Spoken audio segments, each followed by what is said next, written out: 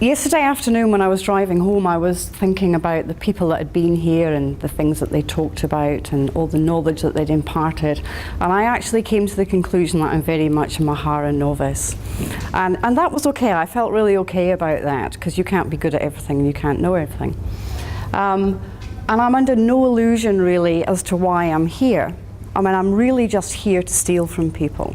I'm looking to steal ideas, inspiration, resources. So we were all here yesterday for Sam's keynote talk, and I think we all heard her say that we could go to her website and steal her stuff. Is that right? Yeah, okay, so that's cool. So next week, while she's looking for hobbits and looking at glowworms, I'm going to be stealing her stuff. I'm just going to wipe her out completely. So a little bit of background information. We've only had ePortfolios at Unitec for a year, so we're very new and we're a little bit behind everybody else. So we have MyPortfolio, which we use through our Moodle, and it's available for all our staff and students. So we've had it a year, and what we did with the rollout was that we were seconded from various departments, a small group of us, to promote e-learning tools within Unitec. And the tool that I was, what happened there? Oh my gosh, oh my gosh. Did it? Yeah. That doesn't make me feel any better. It's on here, it's not up here. Are you a man that can fix that? It's something to do with the caveman. Righto. There's nothing to see at the minute anyway. So we had ePortfolios new to all of us. We were going to get to grips with this tool. We were going to promote it throughout Unitec. So for the first few months, a small group of us fiddled around with it, we played with it, we liked it. It seemed fairly straightforward.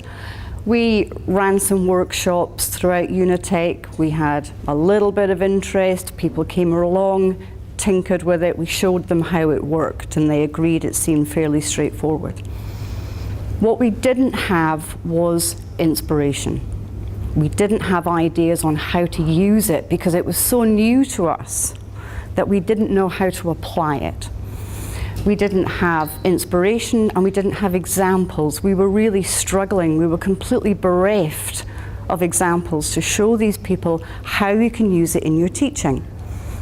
So I was really interested in what Mark was saying today about introducing change, replacing people with machines, all that kind of stuff. And I think there's a degree of that sort of concern in education that we are looking at coming more and more online, and we're looking at e-learning. And there's a degree of resistance to that, because I think some of these teachers are actually scared that they are going to be replaced by Wall-E.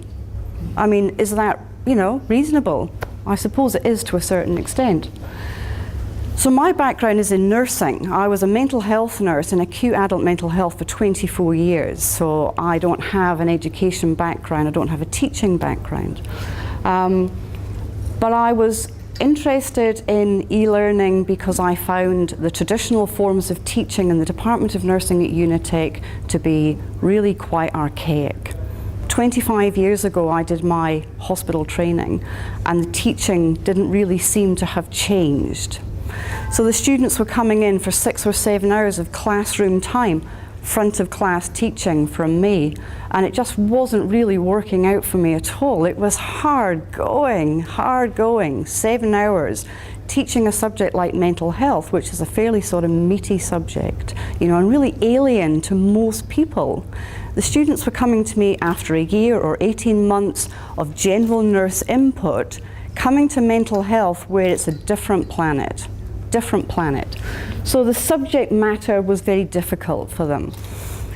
It's also a different way of thinking mental health, and I know that there's a few nurses in the room, and Susanna is encouragingly nodding at the back, which is great. So people have to understand mental health, and the majority of people don't understand mental health, and that's all right until it's going to be your job and when you have to. So we can teach them facts and figures. We can't always teach them the culture, and that's where I was struggling, and that's where, when I went back to the Department of Nursing in October, that I looked at my ePortfolio. I was also looking, I had an ulterior motive, I wanted examples, how to use this thing. So my original idea was to work in groups. So I don't do team-based learning. Team-based learning, if people know about that, is a slightly different creature to working with e-portfolios. But I wanted these students to work in groups, and I wanted them to find out, to understand, to lead their own learning, really. And the online aspect made it even more attractive. Again, we have students from age 18 to 56 was my oldest student last year. They come from all four corners of Auckland, they have jobs, they have children. 7 hours in the classroom isn't always practical for them. Using MyPortfolio, we didn't have to go out. It was fantastic. It worked well for me, it worked really well for them. So we started off using it just in little bits. We were just going to dabble in it, and I wanted to use it for classroom group work to create a resource. So the students were given a subject, and we would start off with the traditional front of class teaching, introducing the subject, talking about it, asking how they felt about it, what they knew about it, and then they were basically given a list of things that they had to go and look up for, a briefing of the information that they were looking for. With that information, they then created a resource using e-portfolios. So to start with, and I was interested yesterday what Sam said. She, on quite a few occasions in her presentation yesterday, said, I do not teach students, which is really interesting because from my point of view, I think we have to. So at Unitec, I work 0.5 in the Department of Nursing, teaching mental health. The other 0.5, I work as an academic advisor for e-learning. And my philosophy is to teach students. It's not the tradition in Te Puna Ako, but what have you done? Sorry. These are my frogs, just as a little sidebar, aren't they so cute? My little frogs, they're lovely. I'm very proud of them. So thank you. Traditionally, as an academic advisor, you're teaching teachers who then teach their students. With a new tool like this, what I was finding was that the teachers were coming and spending an hour, and they would fiddle around with it, and they would get to grips with it. Did it give them the confidence then to stand and teach a group of students? No, it didn't. So in terms of getting them to use the tool, that's where we stumbled. That was our stumbling block. Very often they would come back and say, can you show me again? Well, an hour of my time is an hour of my time, and I feel that if I can have the teacher and 40 students in the same room, the chances are the students are going to get it quicker than the member of staff. The teacher then is confident that it's 40 people in the room that know how to use it, and off they go. So I have a slightly different approach maybe to Sam. So these students, they had an introduction to it. They weren't particularly intimidated by it, they weren't particularly excited by it, but it was a little bit different. It certainly had novelty factor, which, if nothing else, is a start. A little bit of novelty factor, different from what they'd done before. So group work before for these students meant bits of butcher paper, marker pens, brainstorming, standing at the front of the class, presenting. That was it. The bit of butcher's paper was usually filed in the round filing cabinet just inside the door. It was just binned. So in terms of longevity, it was very limited. What I wanted for these people was to have a resource, but I wanted to be able to control that as well. So the girls from Massey University, I think they're here today, were talking yesterday. Somebody asked them about how do they oversee what their students are doing, how do they, if they have a student who is excelling and can perform well within the e-portfolio, what about the other students? So the group work, working within a controlled group, sort of covers all those bases for us within MyPortfolio. As the administrator for the group, I can oversee what the students are doing. So regardless of where they're doing it, I can see what they're creating. I can make sure that what they're doing is relevant, is accurate, it's appropriate, and I can intervene and give feedback all the time without being in the classroom. So the students would be given a subject, and they would work in groups. And they would produce a resource. So here's a subject here, bipolar affective disorder. Now for most people, what they know about bipolar affective disorder, you could write on the back of a packet of Prozac, probably, if that. So these guys spent quite a lot of time, and they were encouraged to use images, videos, all sorts of stuff. You know, so they had to work in groups, they had to divvy up the workload, which again, from a nurse's point of view, is a really effective way to work, because nursing's a team sport. You know, they had to negotiate with each other who was going to do what. Again, task allocation is a big thing in nursing. They had to manage their time, so they were given a time limit of when this work had to be produced. They had to do their little bit, and they had to do it as well as the other people were doing it. So there was that pressure as well, that professionalism, that sort of pressure to perform, which again, another thing in nursing that's really important. So all the while this is happening, so to start off with, we did it in the classroom. So they were doing it in a very controlled environment, so I was there helping them. How do I get this video on? How do I put a live link? How do I work in these blocks? How do I figure it all out? So I was there. Very quickly, after a few days, we would have that initial period in the classroom. They would pick up their bags and their coats and they were gone.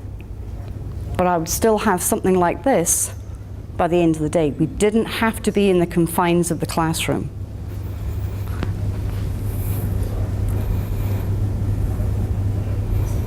Another fairly sort of meaty subject is depression. It's quite a depressing subject really to teach for 7 hours, if anybody's ever had to do that, I can tell you. So, same sort of idea. The students would work in their groups and produce a piece of resource. So one of the things that I've come across in the past that students struggle with is study notes.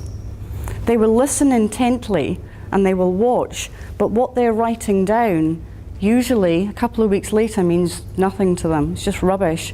18 months time or 3 years time when they come to sit state exam, but we still do that, by the way. It's very archaic, but we sit state exam.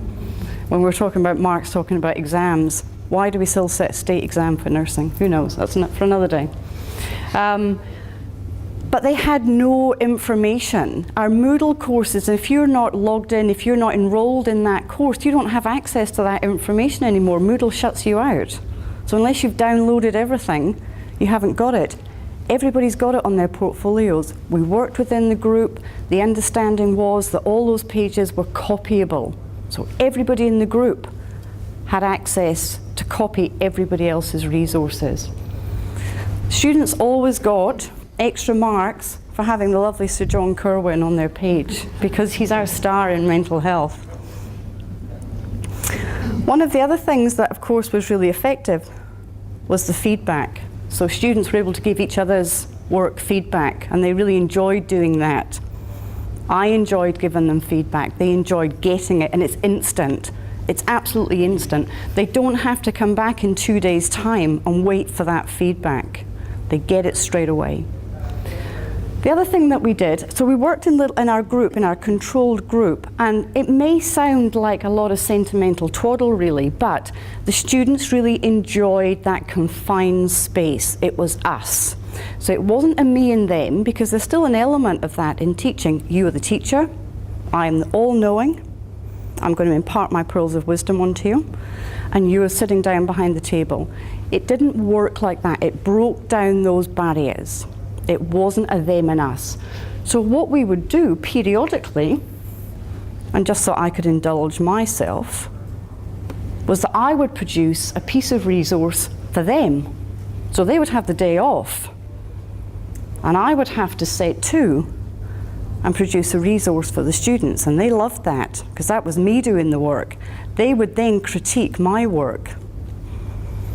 Okay, they had to be very careful about that because I'm quite sensitive about that. But you know, that really sort of changed the dynamics in the group. We had forums where people posted information. We could submit work, so we did it, we took it out of the classroom then. Students spend 5 weeks in theory, then they go into clinical placement. Traditionally, we've had the ring binders that they have to produce a portfolio, okay? And I would have a boot full my car would be full of people's portfolios, and they've put their heart and soul into it. And it's really important in terms of waiting for assessment. You know, it's pass or fail stuff, it's nursing council, competencies, it's big girl stuff. Okay? And it would be in the back seat of my car that my dirty old dog would sit on. You know, I've given people reflections back that's got a lollipop stuck to it, and it's very embarrassing. This is clean, it's sharp, it's modern, it's snappy, it's easy, it's portable. We just loved it, man. We loved it. We used it for everything. We used it for self-directed learning, we used it for group work, we used it to communicate. We bypassed Moodle completely. We do not need Moodle, Poodle, Schmoodle anymore. This is what we use. We used it for our clinical competencies, so the students submitted their work. So again, 17 students in clinical placement spread all over Auckland. That's a lot of miles to go and collect in portfolios that you may have got there and they've forgotten it. And they don't have to do that with this. They submit it, I give the feedback, boom, they've got it back. I don't have to drive back to the North Shore Hospital to return it to them. We just loved it. We loved it, loved it. More importantly, the students loved it. I love a little bit of technology, but I don't like using it for the sake of it. I will not use things that don't work, that have got no real purpose. So Mark talked about why. Why do things differently? Because sometimes they're just better. It's more convenient, it's easier, it's better, and this is why we use this. One of the other things that we used it for was to document experiences, things that we did in the classroom. So every year I run a Hearing Voices workshop with our students. So at Unitec we have what we call a simulation lab, which is a ward full of mannequins that you can shove tubes in, and you can inject them, and you can defibrillate them, and all that sort of jazz. There is not a mannequin with schizophrenia. We cannot recreate mental health. Okay, so what I've done is that I have created a piece of audio, which is linked here. I won't play it to you, it's quite disturbing, which is just recreating the audio hallucinations. So people who hear voices and have recreated them, and we've just sort of picked them from YouTube clips and created a 12-minute piece of audio. We get the students to listen to them, and we get them to perform tasks round about Unitec. Really simple tasks like filling out a form, going to see somebody, asking a question, being interviewed, watching a movie, that sort of stuff. And we showcase it all on a page. So in the past, when we've done this, we've just done it and they've all said, that was great, thanks very much, and they've gone home. There's no record of that. With this is a collaborative piece of work.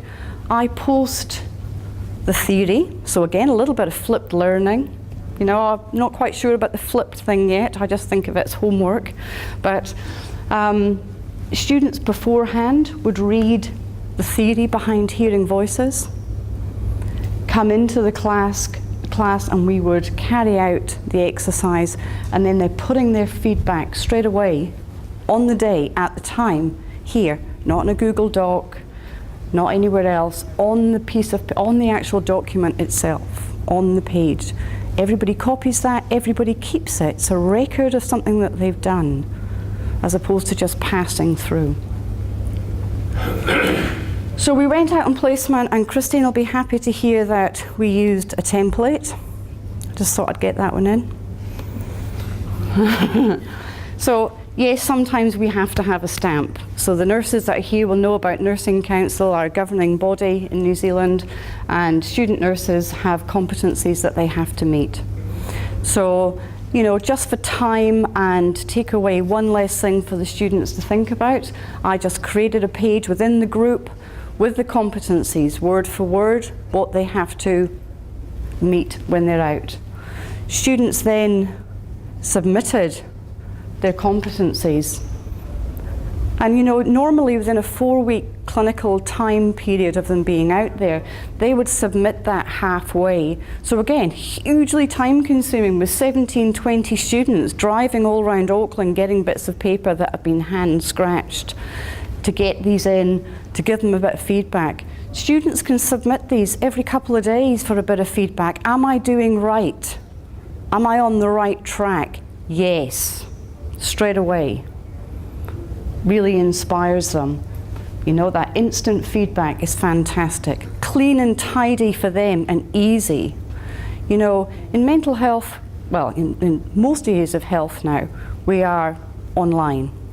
So the students can do their work at work, on their placements.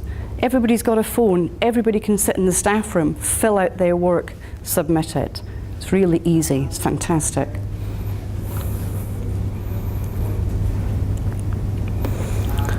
In terms of resources, oh, Suzanne's got a question. At the end, mate, at the end. What Did you get the preceptors to add to that as well? Right, now that's the one thing that I was going to ask. I can't remember, I was going to ask you later on, because I was going to steal your stuff later, okay? Because the only thing that I had on paper at the end were feedback forms. Pen and parchment, I know. And I don't know a way around that. I suspect you might have a good idea. So how, well, okay, any idea is fine. Okay, so in terms of online resources, every group has a help page, which is just, you know, the usual sort of Mahara stuff, a little video. And what I've done is I've recorded a session using Blackboard Collaborate so that they can actually see what I'm doing and they can play that video, just basic how to use stuff. But you know, very quickly these guys were up and running with it. In fact, at one point when these students were still in placement, they came back into Unitec for the day because I'd been asked to teach a class of 60 students. No mean feat, it's like herding cats, 60 students. So I brought my students in and my students taught the students. I led the session, but those guys were there saying, no, no, not that, here, this is how you pull that in, this is how you do this. Fantastic for them, great for me. So that's all there, that's there for them. They didn't use it very much. And when I asked the students, what difference, so we had the feedback, but obviously, this is what they sent me. Tell me and I'll forget. Show me, I might not remember, involve me and I'll understand. And that worked really well for us. But then what happens is, as I've just said to Suzanne before, is that they come to mental health and they experience the learning in this sort of way, which is really fresh and really different. Then they go back to the next course, and as they say it, they're back using pen and parchment. How do I inspire these people? How do I inspire other teachers to use it? I've got my examples. They're resistant to it, and I need some help. Is it change for the sake of change? Do they have to use it? Not really, they don't have to. Nursing Council use Mahara as their e-portfolios. Tama's here to talk about e-portfolios. We've got students coming from high school. We've got a common semester at Unitec where 85% of it is online, where they use MyPortfolio for assessment. And then we've got this big chunk in the middle that are not going with it. Am I wasting my time trying to persuade people? How do I go about it? How do I inspire people? Ideas, resources, inspiration, please. I have to say, I come from a DHB, so as a DHB, we want you to keep doing this because we want them to bring their Yes, e-portfolio I'm sure you do, yes. to us because we are generally starting from scratch in the DHB, so it'd be fantastic that through the recruitment process. Well, we'd be doing the donkey work for you because the students would come knowing it, and the students loved it. The students absolutely loved it. If the students at the end of it said that was rubbish, it was more hard work than, you know, than beneficial, that's fine, we give it a try. They absolutely loved it. The group that went on to do their medical paper after mental health are still functioning in their original MyPortfolio group. They said, please don't disband it. We just keep doing it. We keep working in our groups, even though they're still, I see them with their you know, at the copy centre, photocopying their workbooks and their bits of paper. They're still functioning in the group though. So I know that the DHBs are keen to use. Work in progress. Yes, I know, baby steps, but I just wonder what sort of approach do I take with people? What do I say? What do I do to inspire them? Is this enough to inspire? I don't know. Do I hold their hand and say, let me do it for you? What do they get out of it? The teachers? Yeah. Well, that's right. And I spoke to Sam yesterday and she said, tell them they don't have to come to work. Yes. So let's not talk about pedagogy. I think that, because people just repel at those sorts of words. If you say you don't have to go out, they like that. But then they might not, because they are very nervous about, am I going to be replaced by R2D2? Just a thought I have, I'm not a nurse, but I'm interested in education. We've got the schizophrenia page and the listening to voices page and the depression page, all of those sorts of pages. Is there a sense that you could start using Mahara to go making some vertical and horizontal links? To start saying, oh, when we approach aspects of mental illness, there are some things that are common and some things that are different, and start to... Yeah, sure. And that's at the information level. But Yes. I wonder if you could go also to the next level and to say, some things will make you feel scared or sad, your own responses, and also start thinking, oh, well, actually these, across the board, I had a similar response to these things, and maybe I developed a way of approaching as a nurse. Sure. Cardiac or whatever Yeah. the other Yeah. elements that help me at an affective level as well as an affective Yep. level. So a lot of the clinical work that they have to do is reflective work, and that is in their portfolios, and that was something that I chose not to show because that was sort of more personal stuff. But that's the sort of thing that they were talking about, thinking about and presenting then. That's slightly deeper stuff. Yes, the pages are just like a wiki. They're just, you know, resources, they've found it, they've read it, and, you know, are fairly sort of superficial, but it's a start. It's an absolute start, and it's an improvement on me standing and talking, you know, and the old PowerPoint, ka-chunk, you know. But certainly as the weeks went on, things were a little bit deeper. The forums became more active, people actively looking for information, stuff on the news, so that awareness, that greater awareness of mental health and around them and how it affects them. So it certainly worked on every level, and there was no aspect of the course that didn't have ePortfolio input, which was quite astounding, really. And that wasn't my intention to use these guys as our crash test dummies. I really just wanted to sort of test the waters and see how it was going to work.